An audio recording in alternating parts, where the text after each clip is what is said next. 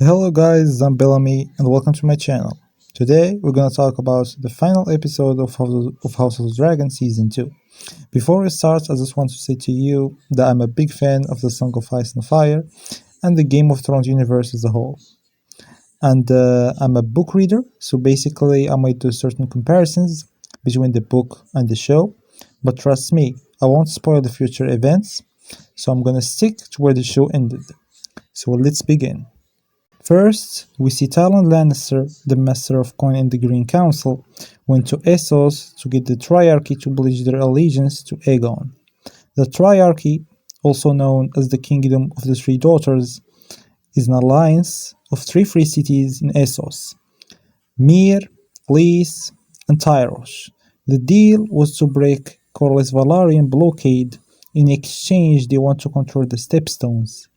The Stepstones are a chain of islands in the Narrow Sea, located west of Dorne, and they are remains of the Arm of Dorne, a land bridge which once linked Westeros and Essos. More than 10,000 years ago, when the first men used that land bridge to cross into Westeros, during the break-in, Children of the Forest are said to have used magic to shatter the land bridge, which created the Stepstones, and it's where in Season 1, Daemon and Corlys Velaryon defeated the Pirates of the Triarchy, led by the Crab Feeder.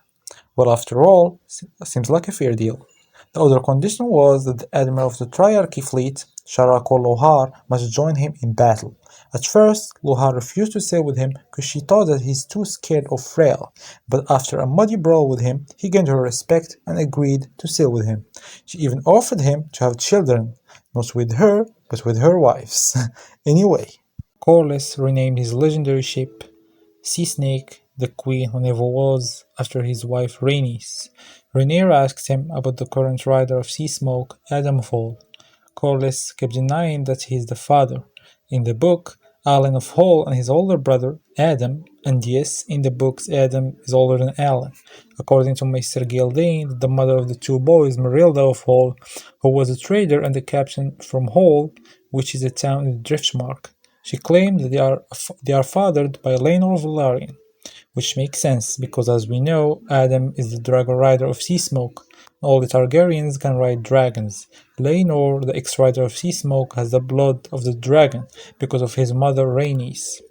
In the show, it is justified by that Adam has the Valyrian blood. It's not necessary to have Targaryen blood, you just need to be a Valyrian, which doesn't make any sense. In all the Valyria, there were only 40 Dragon Lord families.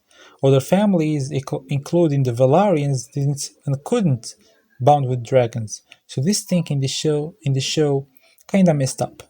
Anyways, Corlys advised Rhaenyra to strike the Greens now that she has the power of 6 dragons, and another player that yet to be revealed, which is the Rogue Prince, Daemon Targaryen. We see Aegon laying in bed after what Aemon and Vhagar did to him, when Larys drops in and proposes an idea to him, which is that they must leave King's Landing and go to Braavos. Because it's dangerous here, not just because of Aemon who tried to kill him before, but also, as we saw in the end of the episode, that Alicent offered to Rhaenyra that after Aemon go to Harrenhal, she will order the guards to open the gates of the castle, so that Rhaenyra can storm King's Landing and take the Iron Throne from Aegon, who disagreed at first, but Larys convinced him by the idea of letting both sides fight each other and weaken each other, and then return to take the crown and the possibility of the glory. Back to Daemon's Harrenhal, the largest castle in the Seven Kingdoms, and since the burning of Harrenhal by Aegon and his dragon the Black Dread, the castle has become a dark and a ruinous place. However, as we saw in the previous episodes, Daemon took Harrenhal without a single drop of blood, and he began to gather an army of the Riverlands houses. We see that Sir Alfred Broom arrives at Harrenhal per Rhaenyra's request to check Daemon's intentions, but Alfred Broom, instead of checking on Daemon for Rhaenyra, he urges him to take the throne himself.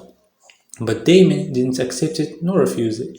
He only smiled and told him, "I never took you for a turncloak." Later, while Daemon was sleeping, Alice Rivers wakes him and brings him to the God's Woods, saying that she thinks he's ready to see and understand his fate. Daemon places his hand on the Weirwood tree and sees a lot of visions of the future. Before we discuss the visions, the weirwood tree are considered sacred to the followers of the old gods, and the children of the forest believe that the weirwoods are the gods.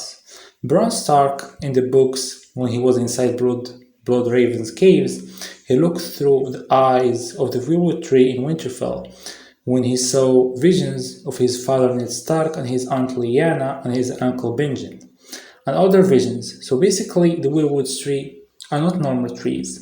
In this episode, Daemon saw Brandon Rivers, or Bloodraven. He saw also the threat from the north, the White Walkers, and he saw the red comet that appeared when Daenerys' dragons hatched from the eggs. And he saw Daenerys herself with her 3 newborn dragons. Then he saw Rhaenyra sitting on the Iron Throne as a sign that she is the rightful queen. We see the dragons in a place like the Dragon Pits, and then Helaena appeared, reminding him that he is just a player in this story. To be honest, I didn't like these visions, because visions and prophecies in the world of Ice and Fire are not very clear. They are often very mysterious, and the best example of this is Daenerys' visions in the House of the Undying. Visions in House of Dragon, and especially Helena's visions, when she told Aemond that he will die in the god's eye, or the god's eye will swallow him.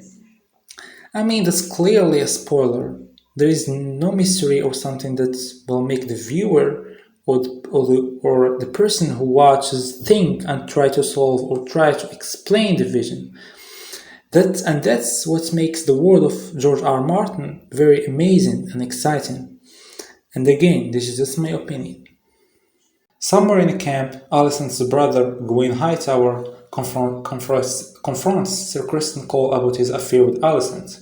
Criston Cole didn't deny it, and I think the majority in the Green Council know about it, except the poor Aegon. Anyway, he says that Alicent has saved his life twice, and since then, she has been the beacon he follows. Cole seems very defeated as his army heads into battle, because of what he saw in the Battle of Rook's Rest, and what the dragons are capable of. So he knows that his army is nothing compared to the power of the dragons. He said to Gwyn, to die will be a kind of relief, don't you think? He seems also regretting sleeping with Alicent, as he said, desire for women has brought me grief after grief. Back to Dragonstone, there's a Targaryen family dinner with the new dragon riders. Rhaenyra promises that if they serve her well, she will knight them, and she needs them to attack the Old Town and Lannisport, the 2 most important cities for the Greens after King's Landing. But suddenly, a message arrives from Simon Strong in Harrenhal, who says that he is not sure if Daemon with his new army will follow Rhaenyra or Daemon will betray her. Rhaenyra decides to head over there herself and requests Adam with Sea Smoke to come with her. Rhaenyra and Adam arrive to Harrenhal to find that Daemon's army has indeed been formed. The whole hall and grounds are filled with soldiers from the Riverlands, and as Daemon said, they are sworn to him. Rhaenyra asks him, and to whom are you sworn? Daemon reveals in High Valyrian that he has had a change of heart and he will accept that Rhaenyra is the true queen and the rightful to sit on the Iron Throne.